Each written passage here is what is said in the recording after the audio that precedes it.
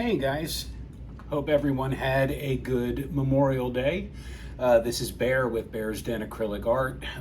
Welcome back to another video. I've been doing this series called Ghost on Ghost, which has been getting a lot of really positive feedback, and I have really been appreciating it. And I got some requests for a tutorial video. So hopefully I will explain much better, on camera, what I'm doing with this. And all I'm doing with this series is playing with interference colors and pigments over a white base coat. That way, from one angle, everything kind of seems, monochromatic. But when you tilt it around, you get all of these really, really great interference colors coming through with different light. So that's what I'm going to do again tonight. I've got a 20 by 24 gallery wrapped canvas that I am going to flood, and then I will be right back. So stay tuned.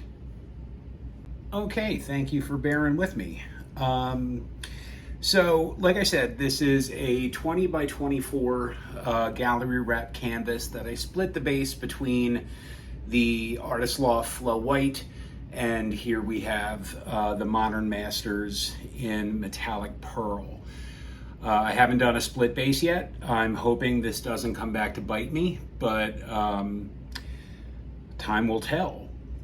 So, like I said, this whole series has been about, playing with interference paints and, interference pigments against a white backdrop. And a couple people have asked, what is an interference paint? What does it do? So I am using golden interference paints with this. The red, the green-orange, the blue, and the violet. And these paints you typically mix with other paints, usually darker, has to be transparent.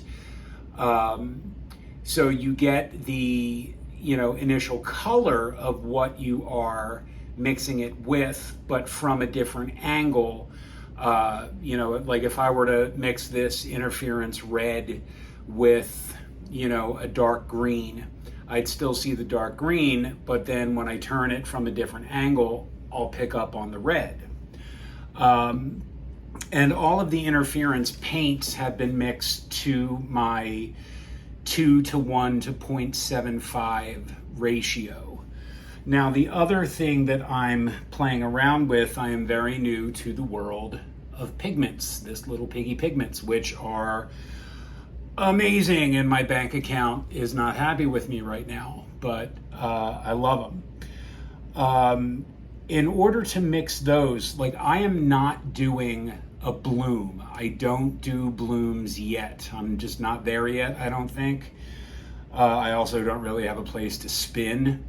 So I wanted to see if I could adapt the pigments to a Dutch pour. So what works for me, and again, this is not for the bloom technique.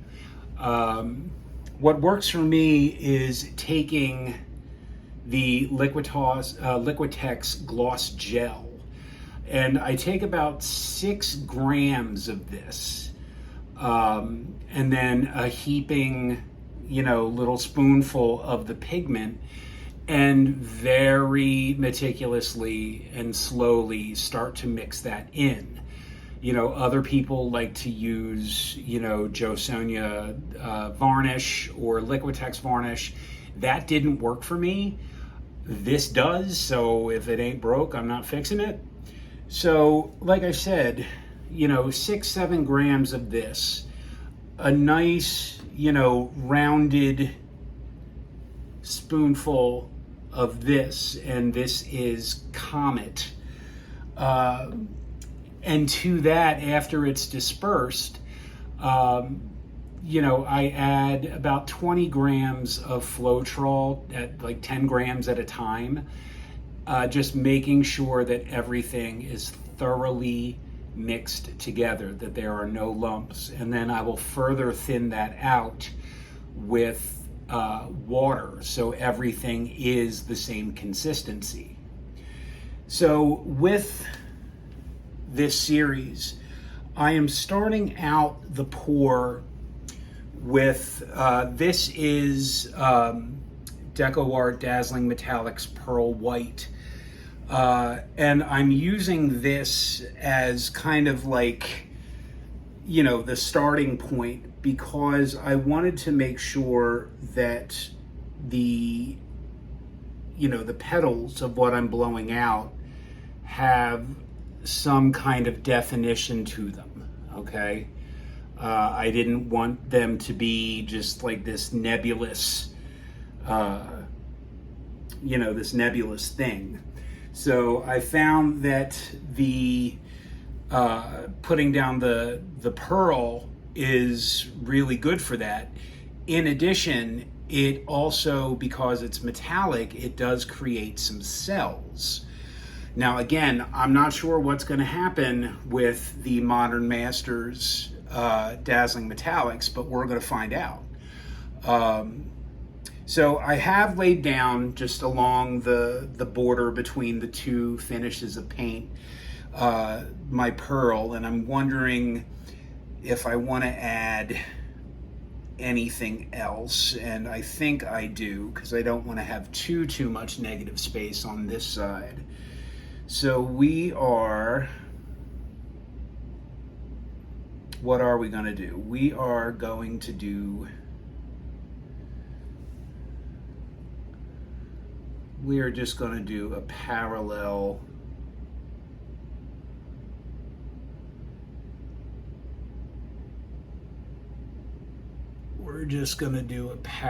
line. All right. So now that that is laid down, we can start coming in with our interference colors. So I am starting with the interference violet, which is just gorgeous. All of the golden colors are. So we're just going to stack one on top of the other.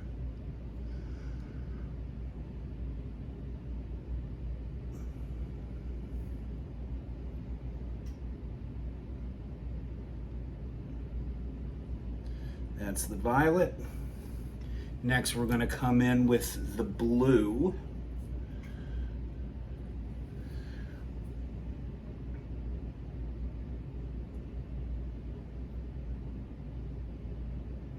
And like I said, these are all mixed, 2 parts Floetrol to 1 part paint to 0.75 parts water.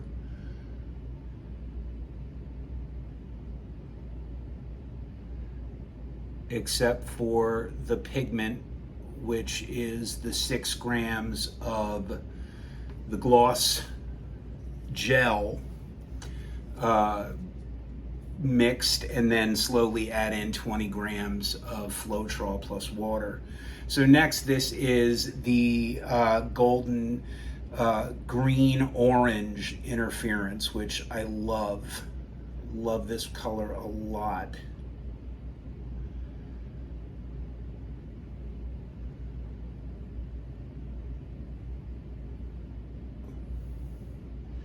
And as a result, I tend to be a little bit more generous with this color.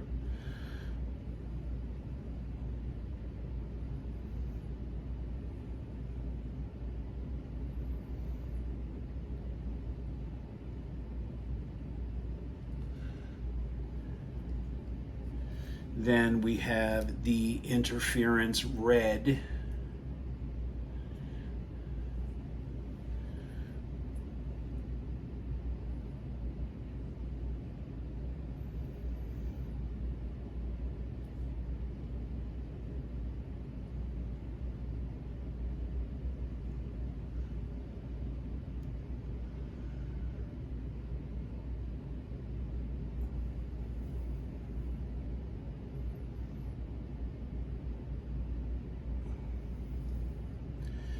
And then lastly, we have this little piggy Comet, which is a color shift that hits all of the right notes, and it ends on this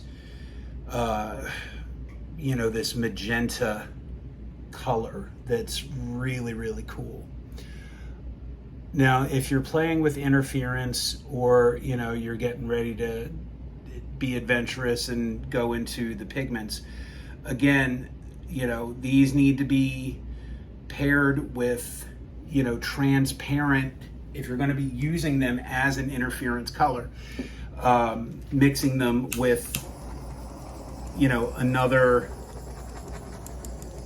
color, it needs to be a transparent color, because otherwise it's not going to show up. All right, so we have our paints laid down, we have our air bubbles popped, we have Drew Barrymore ready to report for duty. So let's see what happens.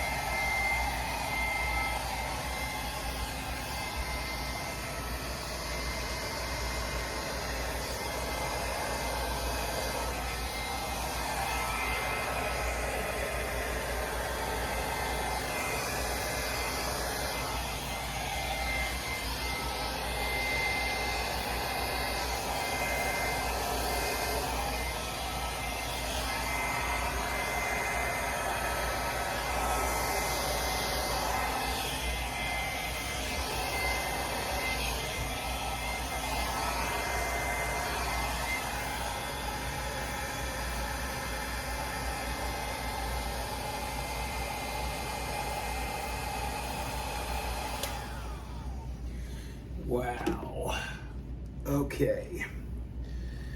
So, first things first, let's torch this again.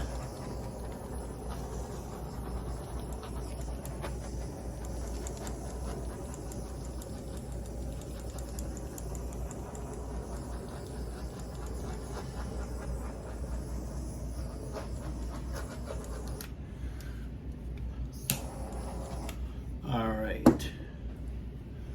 So what I need to do is just to correct with my straw a little bit, just to kind of sculpt these shapes a little bit better.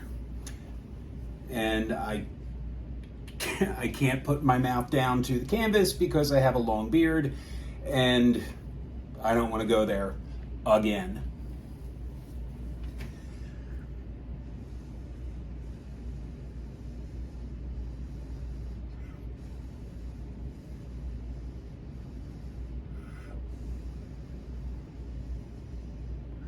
So what I'm trying to do is just sculpt this. The base is a little too thick. I just want to thin it out ever so slightly.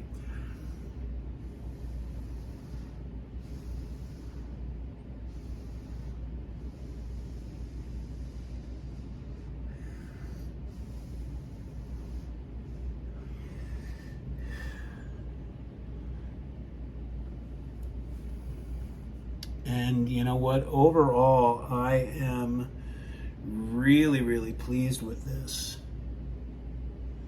I know you can't see it from your angle, but trust me, from mine,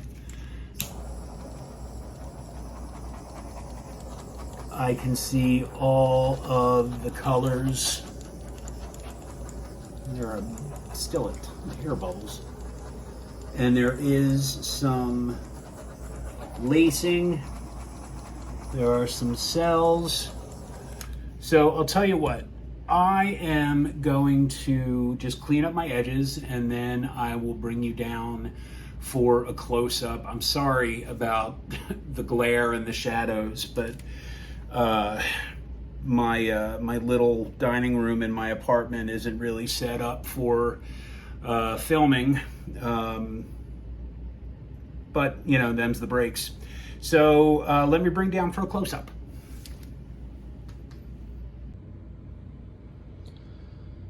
Okay, so here we are down for the close-up. I turned off the overhead light, so pardon the reflection of the ring light as well. But you can see all of the cells and the lacing, and that's because of the metallic pearl white. Now, when you tilt it, you know, there's a lot of the, you know, gold and orange coming up, but you can still see, you know, some of the violet and undertones of the red.